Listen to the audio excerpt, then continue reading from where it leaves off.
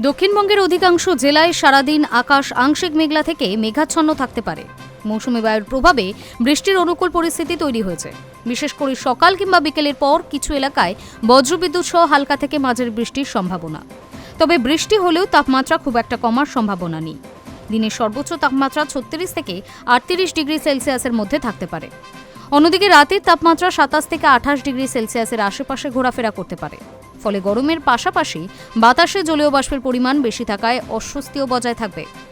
কলকাতার আকাশ মূলত মেঘলা থাকার সম্ভাবনা। দিনের বিভিন্ন সময় বৃষ্টির দেখা মিলতে পারে। বিশেষ করে বিকেল ও সন্ধ্যার দিকে বজ্রবিদ্যুৎ সহ হালকা থেকে মাঝারি বৃষ্টির সম্ভাবনাও রয়েছে। কলকাতার সর্বোচ্চ তাপমাত্রা প্রায় 33 থেকে 34 ডিগ্রি সেলসিয়াসের কাছাকাছি থাকতে পারে এবং সর্বনিম্ন তাপমাত্রা 26 ডিগ্রির আশেপাশে থাকার পূর্বাভাস রয়েছে। আবহাওয়া দফতরের তথ্য অনুযায়ী বৃষ্টির সম্ভাবনা 66%। দক্ষিণ দিক থেকে ঘন্টায় প্রায় 11 কিলোমিটার বেগে বাতাস বইতে পারে, যার দমকা গতি 32 কিলোমিটার পর্যন্ত পৌঁছাতে পারে।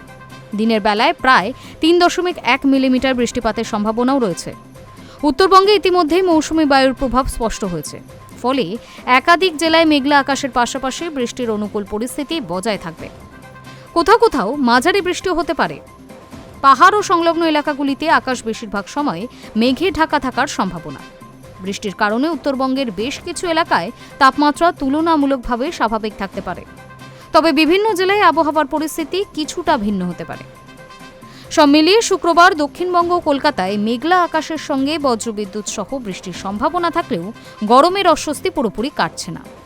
অন্যদিকে উত্তরবঙ্গে মৌসুমী বায়ুর প্রভাবে বৃষ্টির অনুকূল পরিবেশ বজায় থাকবে। আগামী কয়েকদিনে রাজ্যের বিভিন্ন অংশে বৃষ্টির পরিমাণ আরও বাড়তে পারে বলেই পূর্বাভাসের ইঙ্গিত মিলেছে। Hi news network.